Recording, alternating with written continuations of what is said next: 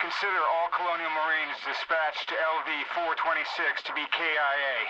Repeat, all Marines dispatched to LV-426 were KIA. Welcome to Mojoplays. And just because they were bad games doesn't mean they were bad games. Today we'll be looking at bad games that could still be redeemed with a little love and attention and a full-on from the ground up remake.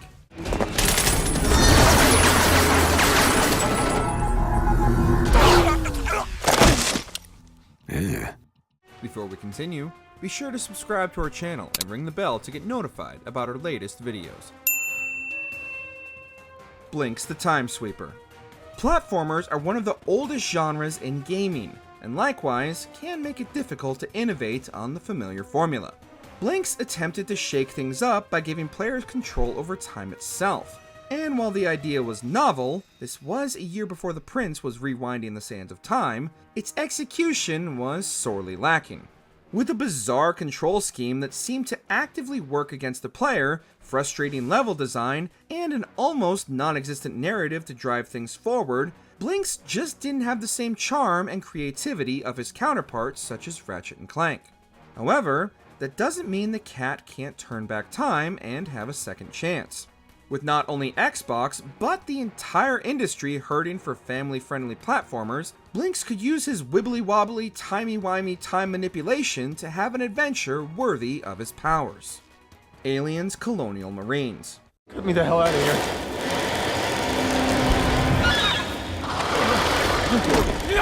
Shoot that thing! Brilliant in concept, shackled in execution, Aliens Colonial Marines had a lot going for it. Canonically, it was designed to be a direct sequel to James Cameron's masterpiece Aliens, and gave players what they'd always wanted: the chance to battle a xenomorph horde alongside up to 4 of your comrades.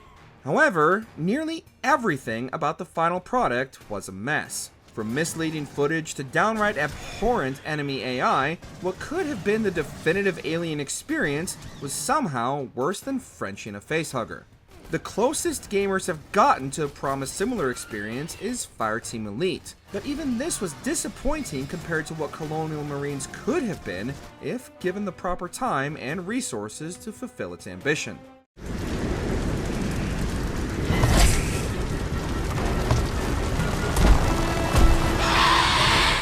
Fuse.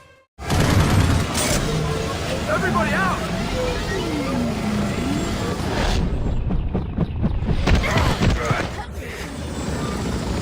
Originally named Overstrike, Insomniac's third-person shooter had a lot more personality than what we eventually received. Most likely due to EA interference as usual, what we got was a dull, bland, third-person cover shooter devoid of the prestigious developer's traditionally fun gameplay. What could have been the start of the hero shooter genre and a solid co-op experience felt more like a bargain bin experience than something coming from a developer known for their tight gameplay and inventive weapons. Given the surge of live service hero shooters, something new from Insomniac could potentially make a splash in a genre that is dying for innovation. Or, preferably, the teamwork dynamic and special weapon abilities of Fuse could become the throwback go-to couch co-op shooter experience which gamers are arguably in even more dire need of. The Grigori will be on the hunt, and without your team, I'm not confident we'll be able to stop them. Advent Rising. Don't you touch it!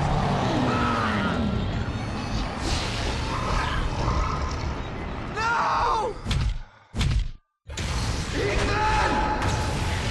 Sometimes a project's scope outpaces the technology available at the time, and sadly, that was the fate of Advent Rising. You destroyed my world.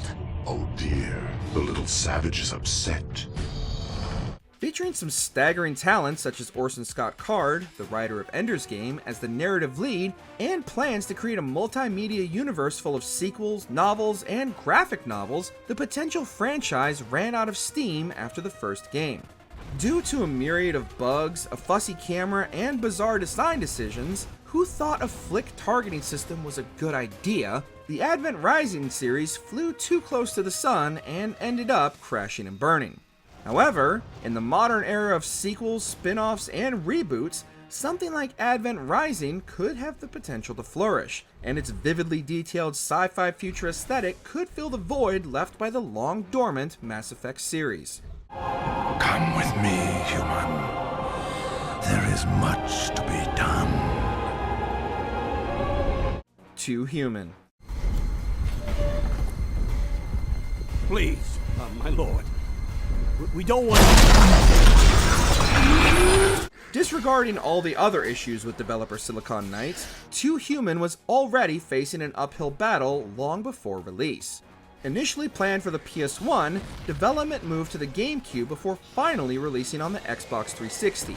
And despite the massive hype around the title, to say it underdelivered would be an understatement. The idea of a futuristic version of Norse mythology is undeniably an intriguing one, and many of the sci-fi elements were extremely well thought out, but were bogged down by absolutely ridiculous design decisions. Using a fixed camera and targeting locked to the right analog stick, players mostly guided Baldur down hallways blindly firing at enemies, and should they die, be subjected to an overly long and unskippable Valkyrie resurrection scene. However, the game's brilliant art direction and a story that finally kicked off right at the end has enough potential that a remake with modern quality of life improvements could jumpstart a franchise. I swear I will end her suffering, and theirs, and make sure you feel their pain 1,000-fold! Dark Void. Easy there. Are you alright? Yeah, that was close. After the success of Gears of War, cover shooters were all the rage of the late 2010s, and although a few attempted to innovate on the formula, few were able to truly stand out. Utilizing a jetpack, players were able to use cover on sheer surfaces, as well as take to the skies to take out hard-to-reach enemies and take part in surprisingly engaging aerial dogfights. However, the Rocketeer aesthetic was marred by numerous technical bugs, and the supernatural alternate retro-futuristic history angle revolving around the Bermuda Triangle was underutilized in what could have easily been a standout entry in the genre. With a tighter script and gameplay, as well as a more cohesive narrative with greater stakes, and even potentially an open-world setting to explore with a jetpack, Dark Void could set a new standard for cover-based shooters at a time when the genre has become stagnant. Well, you play the card you're dealt. I imagine you do. Legendary.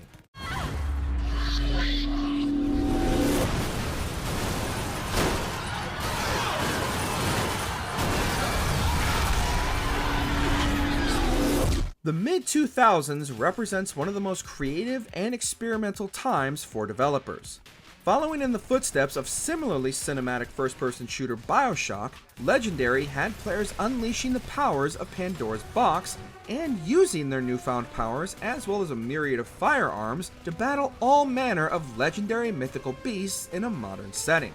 The game was much more linear than its counterparts and was clearly hindered by a bare-bones narrative, and the developer was clearly punching above their weight, but the idea of doing battle with mythological creatures of Greek legend in modern day as the city crumbles around them is intriguing enough of a concept that with enough time and a bigger budget, it could have the potential to stand alongside the acclaimed BioShock series. And just like most overly ambitious titles of the time, the game already left itself open for potential sequels. I'm sorry it came to this. We can't afford to ask nicely. Just remember, this is for the good of humanity. Lair. There was one belief shared by all, that whoever controlled the skies had dominion over the land. What happens when you take a developer like Factor 5, renowned for their Star Wars Rogue Squadron series, and shackle them with imprecise and unnecessary motion controls? You cripple all the potential of a major hit for your new game system, and subsequently punish the studio for your stupidity by shutting them down. Or at least that's what Sony did. Do you know how hard it is to make playing as a fire-breathing dragon an experience completely devoid of fun? Lair was understandably ambitious for its time, with battles taking place both on the ground and in the air, and Factor 5 was able to release a patch that made the game a much more stable experience, as well as disabling the abhorrent motion controls, but by then, most players had already given up on the game. You are not worthy to command this dragon! I command nothing. A dragon chooses its own master. Star Fox Zero. Entering Corneria's orbit. It's been too long. Nintendo fans have been demanding a new Star Fox game for literal console generations, and Nintendo finally answered their request with Star Fox Zero. Unfortunately, for the ill-fated Wii U. What could have potentially been a triumphant return for the beloved franchise instead crashed and burned due to Nintendo's insistence on the mandatory use of the Wii U gamepad. The Wii U was one of Nintendo's biggest failures, and was already on its way to the recycle bin by the time Zero was released, so the gamepad requirement for what could have been another entry into a long-dormant flagship series is baffling. However, out of all the entries on our list, this is the easiest to remake. Simply remove the awful gamepad interface and re-release the game, and Star Fox Zero could be another classic in the fighter pilot's storied history, and potentially the start of a second renaissance for the series. There's a place for you in the Cornerian army, if you want it. Sorry, General. We like doing things our own way. Alpha Protocol. Good. You're awake. I wasn't sure how long you'd be under. Those tranquilizers wore off fast. Unless I'm still drugged, I don't think we've met. Obsidian had a rough go of it for quite a few years before fully hitting their stride. After having their last big projects rushed out the door, KOTOR 2 and Fallout New Vegas, Obsidian's next attempt to claim their rightful place as an RPG powerhouse, Alpha Protocol, ended up suffering a similar fate.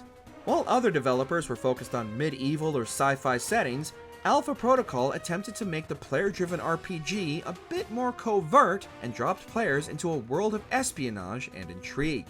However, their ambitions for a new approach to the genre outpaced their abilities at the time, and its implementation of necessary elements such as gunplay and a cover system were poorly implemented and dragged down the experience. Obsidian is finally receiving the recognition they've always deserved, and we'd love to see them take another crack at their unique approach to the spy genre. If anyone is to blame for these events, Mr. Thornton, it is you. Which bad game do you think deserves a remake to achieve its full potential? How do you explain the collateral damage your team leaves in its wake? Enthusiasm? Share your picks in the comments down below. Did you enjoy this video? Check out these other clips from Mojoplays, and be sure to subscribe and ring the bell to be notified about our latest videos.